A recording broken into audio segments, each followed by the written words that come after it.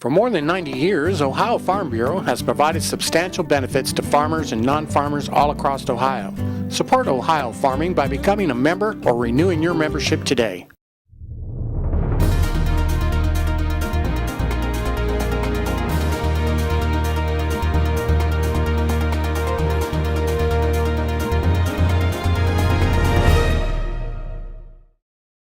Welcome to the Urbana Leader. I'm guest host P.T. Thompson.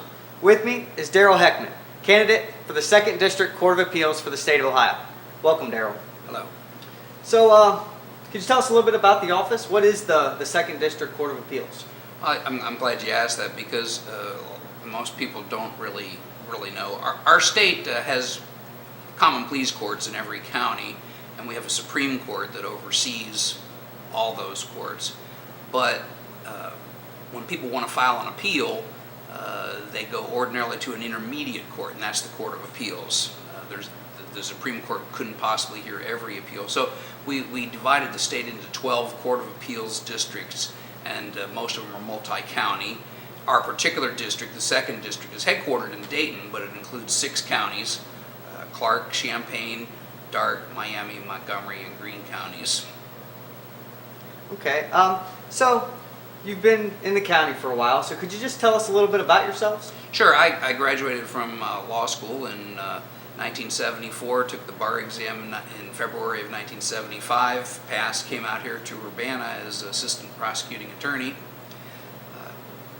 practiced here for a few years. I did move away to Albuquerque, New Mexico, lived there for a year and a half, came back to Urbana in 1980, and I've been here ever since. I was prosecuting attorney from 1989 to 1997, and I've always been a lawyer. I've always had a private practice, even when I was county prosecutor. Currently, I'm in a law firm with 2 other lawyers. I've also always been involved in public affairs. I've served as a village attorney for Woodstock and Christiansburg. I was city solicitor for the city of Urbana. I was on the Charter Commission, and I was on the original Charter Commission in 1977 when we started our charter form of government, and then I was on the 3rd Charter Review Commission just a few years ago. I was chairman of that, and currently I'm chairman of the Board of Zoning Appeals. So those are the kind of government things I've been doing since I've been in private practice. Well, it sounds like you've been involved in the law side of things. So why are you running for the 2nd District Court of Appeals? Well, I've always had an aptitude for and an interest in appeals. And I learned my first year in practice, boy, if you don't get the fair treatment, you want to be able to appeal. There's that next level. When I was assistant prosecuting attorney back in 1975, they immediately assigned me all the appeals work for that office, and we had about 15 or so cases in just the year I was there. I really liked it. I got into it heavily. It's interesting, the Court of Appeals hears cases that are civil, criminal, domestic, juvenile, and probate, and the Court of Appeals judge has to be able to handle all of these kind of cases, whereas they come from a specialized court, but they go to the Court of Appeals that hears all of them. And I have represented people in criminal cases both as county prosecutor and as defense counsel. I've represented people in civil cases, whether they be plaintiffs or defendants, divorce cases, husbands, wives, juvenile cases, even had a probate appeal. So we've had a very broad experience, and it's just something I really like doing. I've handled over 100 appeals, and I've also appeared in the Ohio Supreme Court 3 times and the Federal Court of Appeals a few times. So this is a state office. It's an elected state office. Yeah, all judges in Ohio are elected, except for mayor's court, and of course federal judges are appointed, but all state judges in Ohio are elected to 6-year terms, whether it's municipal, common pleas, Court of Appeals, or the Supreme Court. Okay. And so the primary's in March. That's true. And you have are you running unopposed? No, I do have an opponent in the primary. My opponent's from the Dayton area. I might add that that's kind of an issue too. This district has 5 judges in it. And I looked, and we went back as far back as we could go, which was 85 years. And over the last 85 years, there's always been at least one judge on the Second District Court of Appeals from outside Montgomery County. Currently, there's 4 judges from Montgomery County and 1 from Springfield.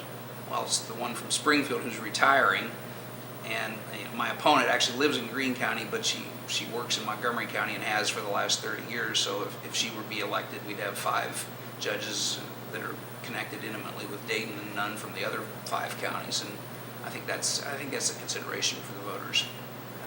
Okay. And so what makes, or let's see, how do you feel that you're the most qualified? Well, I think, first of all, if you want to be on the Court of Appeals, you need to be in the Court of Appeals, and I have been in the Court of Appeals since 1975. I've handled well over 100 appeals, and I think the most important thing to know about the fact that I've handled the appeals is, as I said, the diversity of them. It's not just, hey, here's a guy that knows how to handle an appeal of a criminal case when he's representing the prosecutor's office. It's not, here's a guy that knows how to handle a civil appeal. I've done them all the time. I think that's the benefit of a small town practice here in Urbana. We have a diverse practice, therefore we have a diverse appellate practice, and I do know quite a bit about all areas of the law, and I've been conscientious. I think the thing that a person to be qualified for any office, they have to be capable, meaning they have to have the ability. They have to be conscientious, which means they work hard, even though they have, it's not enough to have ability if you don't use it. And then, experience certainly helps. Experience by itself isn't very, very meaningful if you're not capable and if you're not conscientious. But if you've got all 3 of those together, then that's about as much as you can ask for any candidate. And I feel like I've got all of that.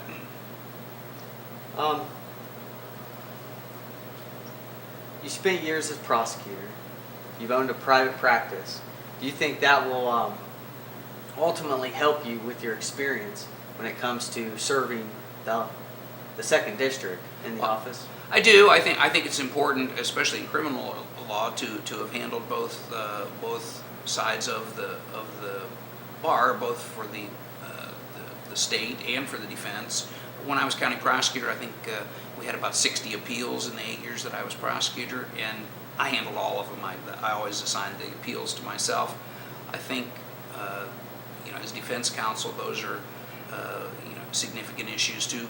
One thing you can't appeal, the prosecutor can't appeal a not guilty verdict. That's what the double jeopardy clause means, and that cannot be appealed. But he certainly responds to appeals by defendants. Actually, there are some kind of appeals that the prosecutor can have with search and seizure issues, but those are really rare. Currently, in the state of Ohio, what do you see as a potential an issue with the Court of Appeals, if any? Well, in almost every judicial race, the key issues are what's the person's integrity and what is their professional qualifications. And I'm happy to report that I think almost all judicial candidates are good on the integrity issue. I don't really see that as something that certainly would affect this race, either primary or general. But the professional qualifications are the thing that you want to look for. I think a diverse lifetime experience is important too. Does the person have outside interests? As a lawyer, you don't know whether the case coming into your office is going to be about horseshoes, or it's going to be about construction, or even the criminal cases have a wide variety of things. Does it involve somebody hitting somebody with a shovel, a beer mug? Is it domestic violence? All these life issues come together. I think it's helpful to have a family too. I've been married over 33 years and have 3 children that are all grown. So, I've been through all life experiences, and I think that's helpful. All right. Do you see any? You mentioned earlier that currently there's 4 judges in Montgomery County. That's true. And then there could be a potential 5th judge, depending on the outcome of the election, that could be with Montgomery County ties. Do you also see that as a potential issue? Yeah, I do. I do, because in Montgomery County, they don't have the same issues that we have. They don't have all the same issues, I should say, that we have in the rural counties. They don't have very many farm cases. The criminal cases tend to be much more serious there, and yet that doesn't mean that our cases aren't serious as well. I think that sometimes there's a tendency in the big cities to think that something like a forgery case, that isn't important. Well, they are important. So yeah, I think that's very important. I think that will be an issue in this campaign. Well, that's all I have. Do you have anything else you'd like to discuss? Well, I just think that people have a lot of responsibility when they're voters. You can argue that maybe we have too many offices on the ballot in Ohio, but as long as the voters want to have judges on the ballot, and they do, they've overwhelmingly voted to have judges be elected in the state, then it's important to try to know something about the campaigns. I think in the technological age, most of us have websites. I know I do, so anybody searches my name can find me on the web and get all the qualifications there. So I guess that would be the thing I'd say to voters. This is an important position.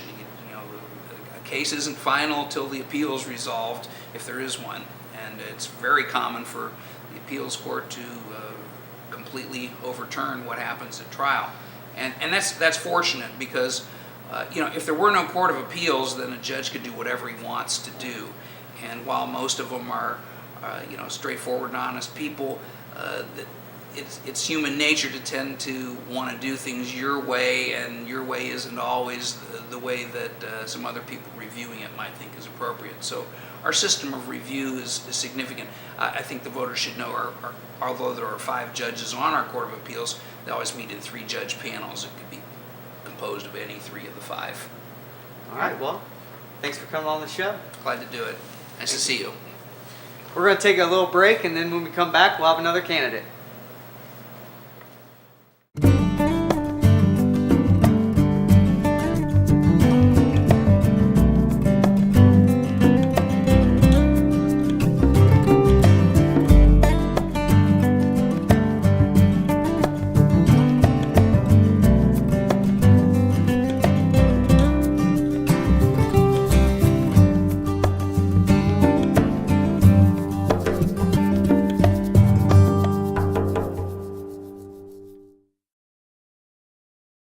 The Urbana Leader is sponsored in part by the Depot Coffee House, a gathering place for locals, a resting place for bicyclists, and a haven for history and railroad buffs. Located 6 blocks west of Monument Square on Miami Street in Urbana, the coffee house can be found in a refurbished 1890s train station on the Simon Kenton Bike Trail. Free Wi-Fi, fresh baked goods, local artwork, and good conversation can be found every day of the week at the Depot.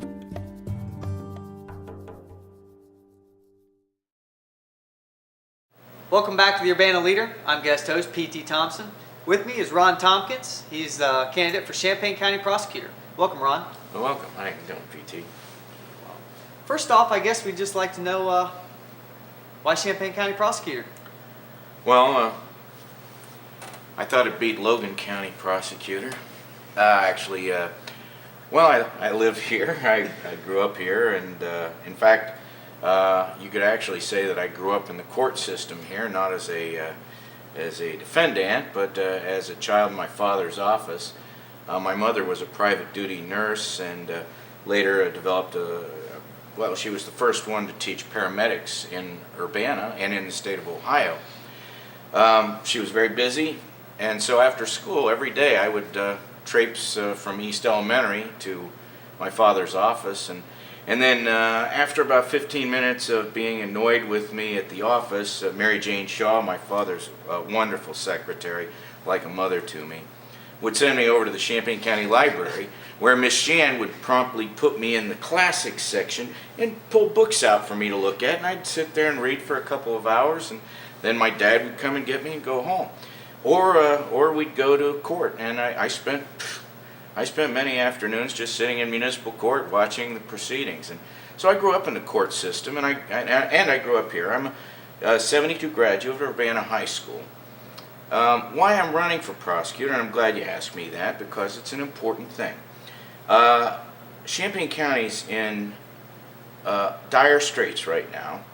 And not just Champaign County, but the rest of the country. We're dealing with some significant problems. Now, because of state cutbacks in funding, we have a situation where 5th-degree felonies, which are prosecuted by the Champaign County Prosecutor, and 4th-degree felonies also, will be treated with a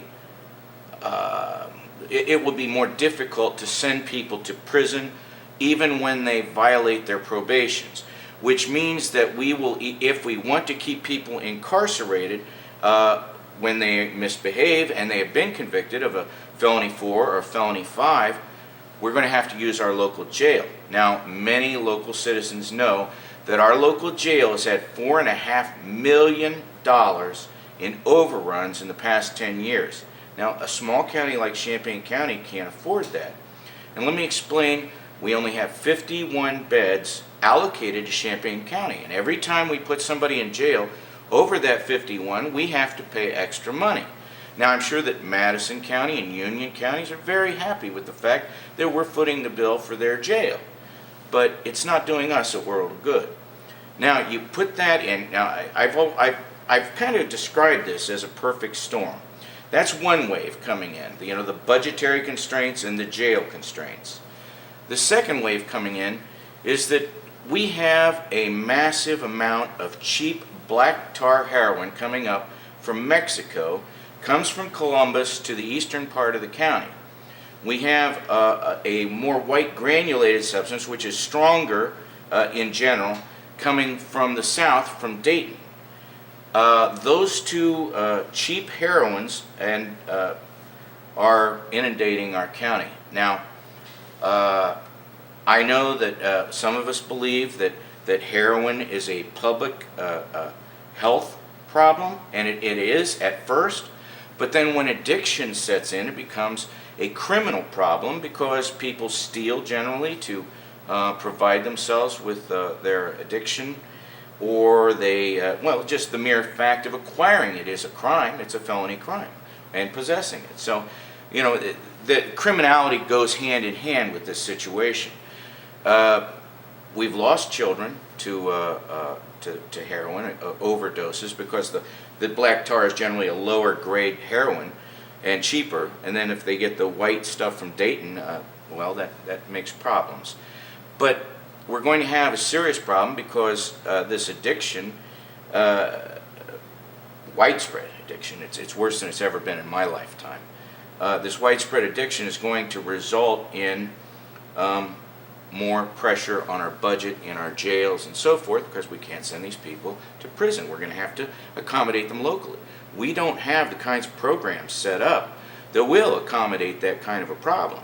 Now, I've had 2 burglaries at my house, and I would say that both of them could be attributed to people on drugs. And I think that a lot of farmers are feeling that kind of pressure, and it's an intense violation of your personhood to have somebody traipse around your house and stealing your things.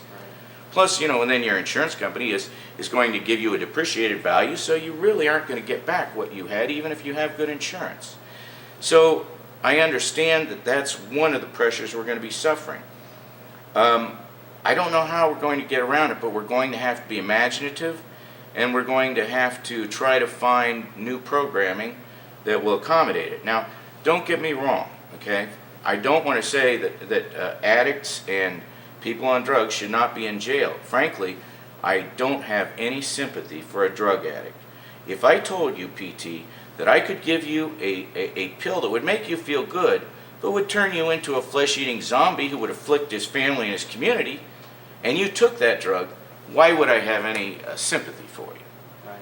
But I do have sympathy for families and for parents who suffer that. Either they're waiting for that call in the middle of the night, or they're actively attempting to deal with a horrendous problem. And my heart goes out to them. Another reason, and so I guess then what we're talking about is the jail overruns, we've got the heroin addiction problems, and we've got the new sentencing guidelines, which are going to result in just dramatic pressures on the county budgetary constraints.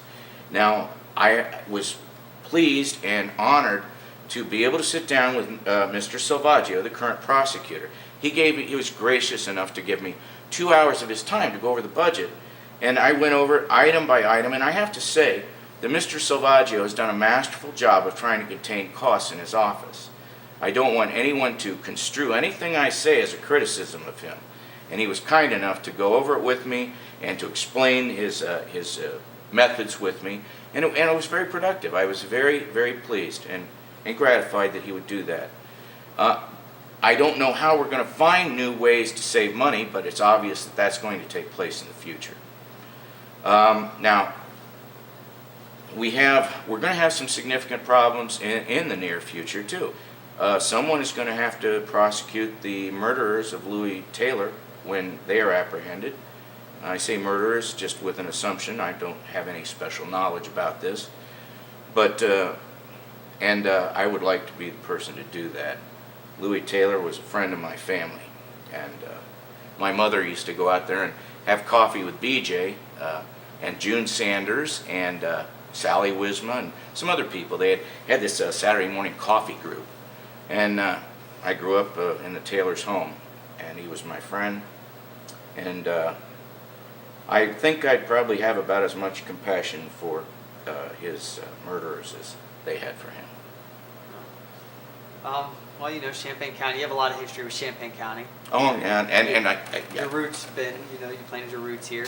And what do you see, other than the issues that, you know, with the drugs and stuff, what are other potential issues that would need to be resolved, that you could see coming? They might not be here now, but that you can see coming. Because, you know, obviously there's budget constraints on Ohio, and there's federal budget constraints, and that's all going to come down to the local level. Can I backtrack for 1 minute? 'Cause Sure. I know that I will be in serious trouble at home if I don't mention certain individuals. My wife, Lisa, is a Graham Falcon. My boys are West Liberty Salem Tigers. Hey Logan, hey Joey. And my daughter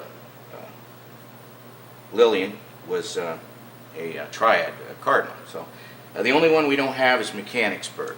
That's my alma mater. So, All right, well then hey, you can represent. All right. All right. So anyway, okay. It's going to be a real challenge in the future, and I think the commissioners are going to be looking for ways to save money. They're going to try to go across the board and say, well, you know, the only fair way to do this is everybody gets cut 5% or 3% or whatever it takes. And there's going to be 2 or 3 more years of tightening the belt before things start loosening up again. I think most economists will tell you that. County revenues, you know, they're going to stay static, if not down. And, well, we just have to hope for the best. But there's a limit as how much you can cut and still do the core functions of the job. Now, obviously, the trustees need to be advised. You know, when they have a question as to the law, I'd like to give them clear and concise instructions as to how they can comport themselves within the law. And when I do that, I would like the trustees to know that I will stand behind anything I say and I won't be wishy-washy about it. I think everybody that knows me knows that's my reputation. And I would say to the public that when, you know, if it's you that's been burglarized, or if it's you who's lost a loved one to a violent act, or you know, that your child who has been damaged in some way by an individual, I guess what the election's going to be is not, hey, who was a member of the Chamber of Commerce in 1947. It's going to be who is going to vindicate my right to live a peaceful life in Champaign County, unmolested. I think I'm that guy. I think a lot of people who know me think I'm that guy. I think it's prideful and arrogant for me to start, you know, parading out my qualifications for office. But you know, I mean, I've been on lots of committees. I've done lots of things in the community. I've performed charitable works, and I believe everyone has an obligation to do that. I don't think I'm, you know, in any special way, should be designated in any special way. It's just that I think that we all have a duty to serve one another, and that's why I'm running for prosecutor. You know, here I am. I'm 57 years old. I'm a cancer survivor. You know, I've got kids here. I want to help. I want to serve Champaign County. I want to help fix what's wrong in Champaign County, and there are some things. Now, our core values are good, and our core people are good. And I want to keep it that way, but man, we're in a world of hurt with the drug addiction. Outside influences, it's coming in the rural county. It's not going to stop. And I don't want it to be construed as if I think that our police officers or sheriff's deputies are somehow ineffectual. They're not. Well, they're doing the best they can with what they have. I mean, their budget's been cut. You know, they're down on officers. You know, sheriff's department's down on officers, and you know, you got one person that's patrolling a big area.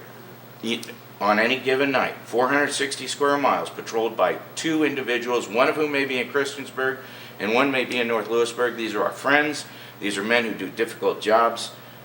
If there was some way that, you know, anything that I trim could be directed over there, but I can't say that because that's the commissioner's job. And I'm certainly not going to step on any feet, and they will find me to be a very, well, I'll do my best to try to accommodate the commissioners and their concerns with the budget in any way I can. Now, does the county jail, does that fall into your budget, or is that like a combination of the court, the judges, and then yours as well? Well, they have a certain amount budgeted, but then we're going to have overruns because we go over the 51 beds. And when they do that, that comes out of the general fund. It's my understanding. It doesn't come out of the prosecutor's fund. The prosecutor's fund is really, the way Nick's been running it, the prosecutor's fund is primarily just the salaries of staff. And then there are these things called the DTAC fund, which is, you know, the money. The prosecutor gets 2.5% on all foreclosures he does for taxes. So the money recovered on back taxes, the prosecutor gets 2.5% and he can apply it to his budget. Well, and then you have furtherance of justice funds, which is one half of the prosecutor's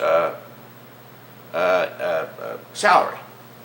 And so you have that money, and that's the money that Nick's been, you know, throwing into the breach to try to make ends meet, and he's done a very nice job of it. But that money is supposed to be used and is earmarked by law for other things. He is allowed to use it. I'm not suggesting that he is somehow, you know, violating his statutory duty. He's not. He's just doing a marvelous job of controlling costs and using imaginative ways to balance his budget and still deliver premium services to the community. Now, the other thing, of course, the prosecutor has to do is advise and represent the various agencies of government. So, you know, and I'm experienced at that, and I enjoy that, and you know, I just like to be able to help out in a meaningful way, help out the schools, because the schools have, you know, we put all these children into these schools, and we expect the schools to you know, just somehow manage with all the problems that come in there in any given day. And everyone always is mad at schools because we give them our 2 most important things, our children and our money. Yeah. You can't win. Right, yeah. Well, do you have anything else you'd like to discuss? Let's talk about you. Well, there's not much to talk about on me. Well, you've been coming along. I'm glad to see you. It's nice. You've got a political future of your own. And you know, I've joked with my friends. You know, I do run as a Democrat, and if I don't have Republican help, I'm not going to win this race. Not to say anything bad about my Democrat friends. I'm very proud to be a Democrat. But if I don't have Republican support, I'm not going to win this. You know that as well as I do, because we don't have the numbers. I'm hoping that people will jump across party lines and vote for someone that I think that they can trust. I would like to think they can trust me. I think like a lawyer, and particularly a prosecutor, should be like a knight. And a knight should do 3 things. He should defend the weak, protect the innocent, and speak the truth no matter what the consequences.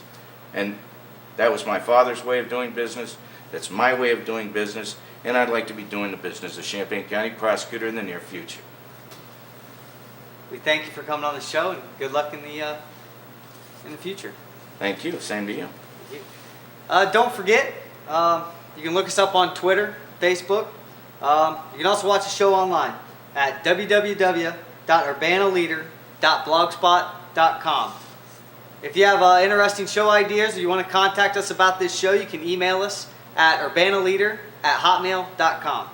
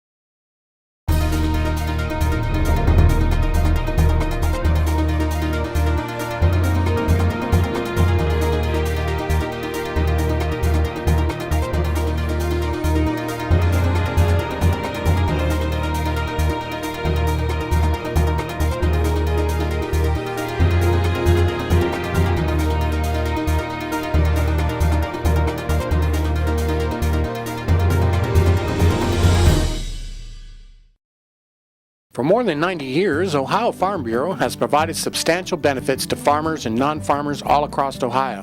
Support Ohio farming by becoming a member or renewing your membership today.